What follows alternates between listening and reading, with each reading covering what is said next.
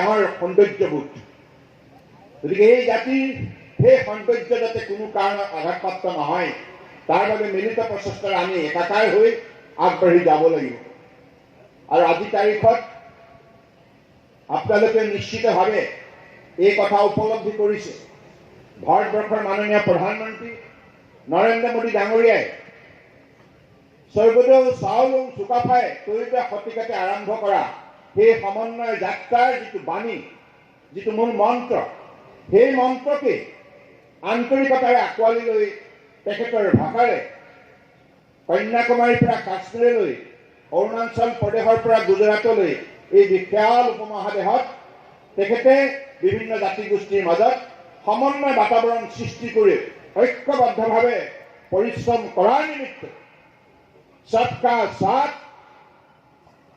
सबका विकास, सबका विश्वास और सबका प्रयास এই নীতিৰে আজি দৃঢ়তাৰে একবিংশ শতিকাত ভাৰতবৰ্ষক বিশ্বশ্ৰেষ্ঠ ৰাষ্ট্ৰ হিচাপে প্ৰতিষ্ঠা কৰাৰ যাত্ৰাত সকলোকে লগত লৈ আগবাঢ়ি গৈছে, যাৰ বাবে আজি আমি সকলো লাভান্বিত হৈছোঁ।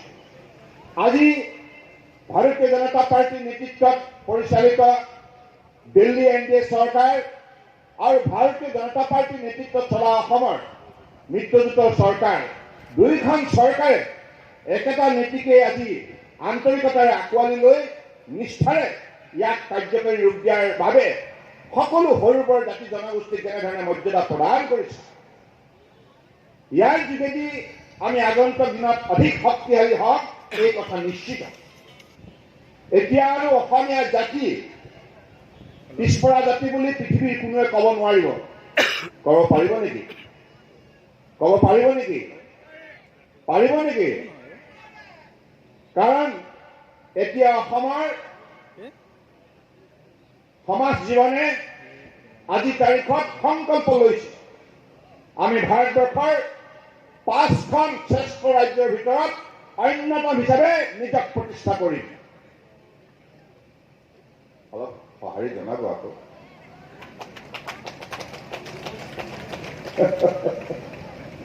ৰাইজ আপোনালোক ইমান শক্তিশালী, মোক কৈছে সুশান্ত বুঢ়াগোহাঁই আৰু কুশল দেউৰী, এই অঞ্চলৰ ৰাইজ বিৰাট পৰিশ্ৰমী, দিনে নিশাই পৰিশ্ৰম কৰি আমাৰ শস্য চামলা এই সুন্দৰ ইয়াত কৃষি অৰ্থনৈতিক বাতাবৰণ সৃষ্টি কৰি আহিছে। গতিকে এই সমাজ সাংস্কৃতিকভাৱে অত্যন্ত আদৰণীয়, আধ্যাত্মিক চেতনা শক্তি লৈ মৰমৰ মাজেৰে আন্তৰিকতাৰে ভাতৃত্ববোধ প্ৰতিষ্ঠা কৰা সমাজ। গতিকে এইখন সমাজৰ যি বৈশিষ্ট্য, মানুহৰ মুখেৰে যেতিয়া কথাখিনি শুনো বৰ ভাল লাগে। আৰু মোক সুশান্ত বুঢ়াগোহাঁই আৰু কুশল দেউৰী এইবিলাক কথা কৈ কৈ মই যেতিয়া শুনিছোঁ, মই আগতে ইমান বেছিকৈ অহা নাই এই অঞ্চললৈ, এবাৰমান আহিছোঁ ছাত্ৰ নেতা হৈ থাকোঁতে। আৰু মাজত কুশল দেউৰী যেতিয়া বিধায়ক আছিল, কুশল নহয় মনত আছেতো, তুমি লৈ আহিছিলা মোক ইয়ালৈ। গতিকে কুশলক আপোনালোকে বহুত ভাল পায় মই জানো, তেতিয়াই আপোনালোকে মোক কৈছিল নিজ আৰু আপোনালোকৰ এতিয়া যিগৰাকী প্ৰাৰ্থী সুশান্ত বৰগোহাঁই, কিমান ভাল লাগিছে আজি দুইজনে কুশল আৰু সুশান্তই যৌথভাৱে এই সমষ্টিৰ উন্নয়নৰ বাবে যিটো সংকল্প লৈছে, এই দৃশ্য দেখি মই সঁচাই অত্যন্ত আনন্দিত হৈছোঁ। মই ভাবোঁ যে ইতিমধ্যে আমি নিৰ্বাচন জিকিলোৱেই, মোৰ বক্তব্য দিয়াৰ কোনো ইয়াত প্ৰয়োজন নাই।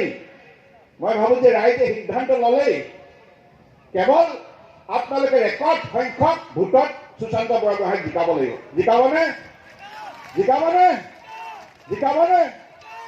তেতিয়াহ'লে মোৰ লগত একেলগে আপোনালোকে এটা শ্লোগান দিব লাগিব, সুশান্ত বৰগোহাঁই জিন্দাবাদ, সুশান্ত বৰগোহাঁই জিন্দাবাদ, সুশান্ত বৰগোহাঁই জিন্দাবাদ, বিজেপি জিন্দাবাদ, বিজেপি জিন্দাবাদ।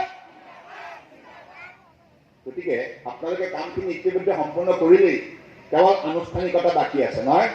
30 তাৰিখে আনুষ্ঠানিকতাৰ বাবে নিৰ্বাচনটো অনুষ্ঠিত হ'ব। তাত আপোনালোকে নীতিগতভাৱে সাংবিধানিকসন্মতভাৱে আপোনালোকে ভোটদান প্ৰক্ৰিয়াত অংশগ্ৰহণ কৰি এই পদুমৰ ছবিত, কেৱল পদুমৰ ছবিয়ে দেখিব দেই, বেলেগ ছবিৰ কোনো ভৱিষ্যত নাই। আছে নেকি? আছে নেকি?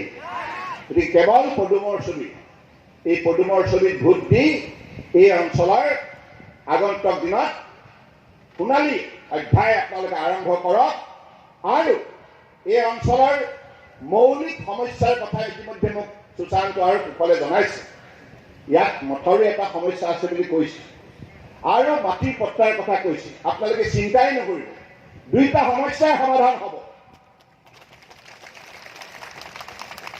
ডক্টৰ হিমন্ত বিশ্ব শৰ্মা ডাঙৰীয়াৰ নেতৃত্বত বিজেপি নেতৃত্বাধীন যিখন মিত্ৰজোঁট চৰকাৰ অসমত চলি আছে, এইখন চৰকাৰে দায়িত্ব লোৱা দিনৰে পৰা নিষ্ঠাৰে অসমৰ প্ৰতিটো জনগোষ্ঠীৰ সুৰক্ষাৰ বাবে মাটি ভেটি কৃষ্টি সংস্কৃতি ভাষা সাহিত্য মৰ্যাদা ইয়াৰ অস্তিত্ব ৰক্ষাৰ বাবে যিখিনি শক্তিশালী সিদ্ধান্ত আজি কাৰ্যকৰী ৰূপ দিছে, ইয়াৰ পৰা নিশ্চিত আপোনালোকৰ এই অঞ্চল সকলো সমস্যাৰ পৰা পৰিত্ৰাণ পাব।